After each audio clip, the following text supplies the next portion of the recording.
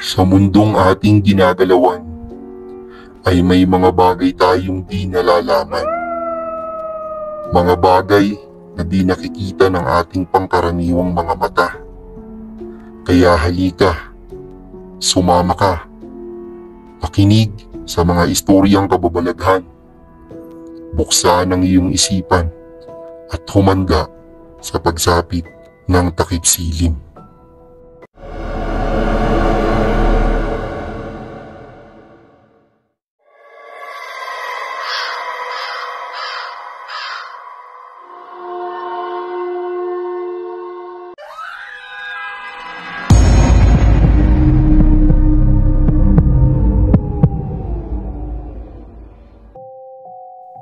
Magandang araw sa inyong lahat.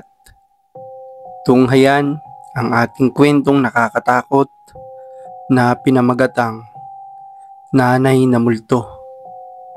At sabay-sabay tayong humanda sa pagpasok sa takip silim. Ako nga pala si Ini, tubong Paranaque. At ngayon nakatira dito sa Laguna.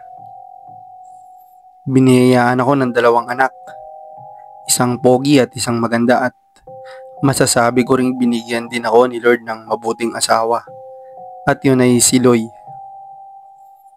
Nagkakilala kami ni Loy sa pinagtatrabuhan kong call center dati. Mas mataas ang posisyon niya sa akin.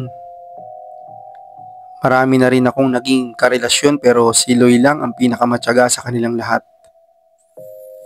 Noong una ay wala pa talaga akong interes noon sa kanya. Dahil mas gusto ko lang mag-enjoy sa buhay at magtrabaho upang tumulong sa aking pamilya. Ngunit di rin naglaon ay napaibig din ako sa kanya.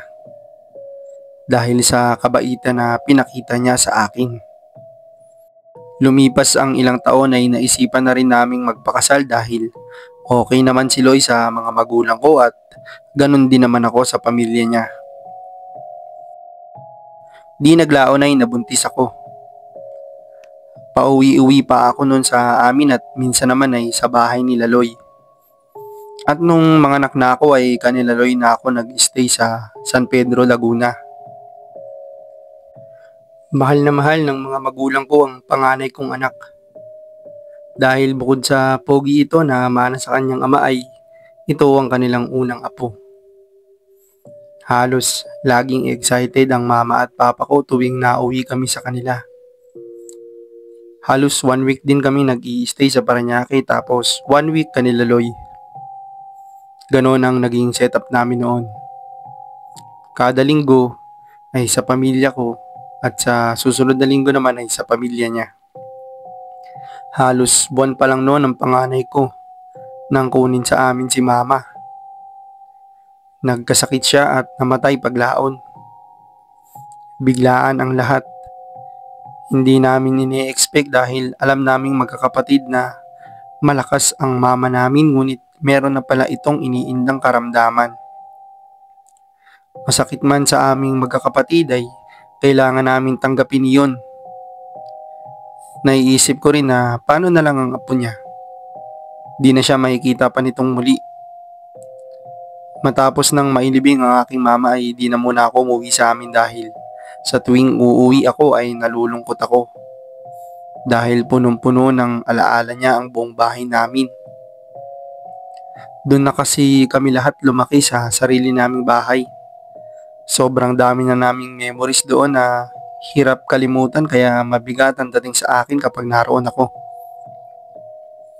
Nakailang buwan na akong hindi nakakauwi nun. Inatupag ko ang trabaho ko at ang pamilya ko. Nagpaka-busy ako para makalimot. Magno-November na nun nung unang taon na si mama ang dadalawin namin para sa araw ng mga patay. Malungkot, mabigat, tsaka mahirap ang dating. Parang sariwang-sariwa pa ang lahat ng nangyari. Sana kahit man lang sa panaginip ay mabisita ako ni mama, sabi ko sa isip ko. Sobrang miss ko na siya. Kung may mamas boy ay ako yata ang mamas girl. Halos sa lahat kasi ng tagpo ng buhay ko ay si mama ang katuwang ko. Kapag meron akong assignments, projects, field trip, o parents day, o meeting ay siya lagi ang kasama ko. Paano ba lagpasan ang mga ganitong bagay? Kulang na lang punitin ang puso ko sa sakit na nararamdaman ko. Sakto November 1 ay tumawag sa akin ang ate ko na umuwi daw muna kami ng pamilya ko para mabisita namin si mama. Sa inalok ng ate ko ay di ko na nagawa pang tumanggi. Nagpaalam ako kay Loy na mag-stay muna kami ni Lester sa amin ng 2 days kahit hanggang November 2 lang sana. At naintindihan naman yun ni Loy. Pinagbigyan na rin niya ang kanyang asawa para kahit papano ay gumaan ang kalooban nito. Sige ne, sunduin ko na lang kayo ng November 3 ng umaga. Ako na lang ang bahala magpaliwanag kanila mama at papa ko about doon. Inihatid na nga kami ni Loy sa Paranaque. At umalis na din ito sapagkat may duty pa ito mamayang gabi. Ako naman ay nagpaalam muna at sinabing gagamitin ko muna ang vacation leave ko. At nung nandun na kami ay hiniram muna ni Papa at ng mga kapatid ko si Lester at naglaro sila sa sala. Yun yung sa may baba namin. Ako naman ay umakyat sa taas ng bahay namin para silipin ang itsura ng taas. At pag-akyat ko ay nakita ko ang kwarto ng mama at papa. Biglang nangilid ang luha ko sa mga mata ko at maya-maya ay tumulo ang luha ko nang di ko namamalayan. Naalala ko si mama at napakapit ako sa kama namin ng ate ko na double deck. Naluha ako ng naluha nang bigla-bigla ay may humawak sa akin sa balikat. Mabilis lang, mga 3 seconds lang siguro. Inisip ko na baka si ate lang yun at di ko napansin. Kaya hinayaan ko lang. Matapos niya akong hawakan ay bumaba na ito. Nagpunas na din ako ng luha ko at maya-maya ay bumaba na rin ako upang maghanda para sa hapunan. Iniwan ko muna kay Papa at bunso naming kapatid na si Bia ang anak ko dahil isasama ko si ate muna sa pagbili sa palengke ng lulutuin naming hapunan at nang makapamili na kami at pauwi na ay nagpasalamat ako kay ate sa pagdamay niya sa akin kanina sa taas. Tumitig si ate sa akin na mukhang nagtatanong ang mga mata at nalilito. Kaya tinanong ko siya kung bakit. At sinabi niyang, anong pinagsasabi mo? Di naman ako umakyat sa taas kanina. Magkakasama kami nila Papa sa baba, pati ni Bia at ni Lester kaya sigurado akong hindi ako yun. Hala, baka binisita ka ni Mama. Paano ikaw ayaw mong bumisita sa bahay. Baka namimiss ka na niya. Di lang niya pinansin iyon at naghanda na sila para sa hapunan. Matapos kumain at magligpit ay umakyat na sila sa taas magkakapatid. Natulog na lang muna ang papa nila sa sopa dahil doon muna mag-stay si Ine at baby niya. Kasama ang ate niya at si Bia sa kwarto nila ng mama at papa niya. May aircon kasi doon. At nakatulog na nga ang lahat ngunit di pa rin dinadatnan si Ine ng antok. Lagpas 12:00 na noon nang maisipan niyang bumaba para uminom ng tubig. Nakita niya ang pianong inirigalo sa kanya ng kanyang mama noong kaarawan niya nung siya'y 10 taong gulang. Miss na niya ang mama niya. Napaluha ito ng kaunti. Matapos uminom ay umakyat na ulit ito. At pagpasok niya sa kwarto niya ay nakita niya ang isang anino sa pader na hugis babae. Marahil ay si ate yon, baka nagising si Lester at pinatulog ulit. Ngunit habang siya'y naglalakad ay natanaw niya ang ate niyang nakahiga pa rin. Ganon na lamang ang kaba nang malamang hindi pala ito ang ate niya o kahit niyang bunso nilang kapatid na si Bia. Di siya pwedeng magkamali. Mama niya yun. Kasing taas, kasing katawan, at kaparehas na kaparehas ang pagtindig. Ngunit nang lalapit na siya rito ay bigla itong lumingon at laking gulat niya nang makitang ibang tao iyon. Nakakatakot. Walang mga mata at puro dugo ang muka. Napatakbo siya pababa ngunit bigla siyang nadapa sa kwarto ng mga magulang niya at nang akmang hahawakan na siya nito ay bigla siyang nagising sa yugyug ng ate niya. Ine, binabangungot ka, sabi ng ate nito.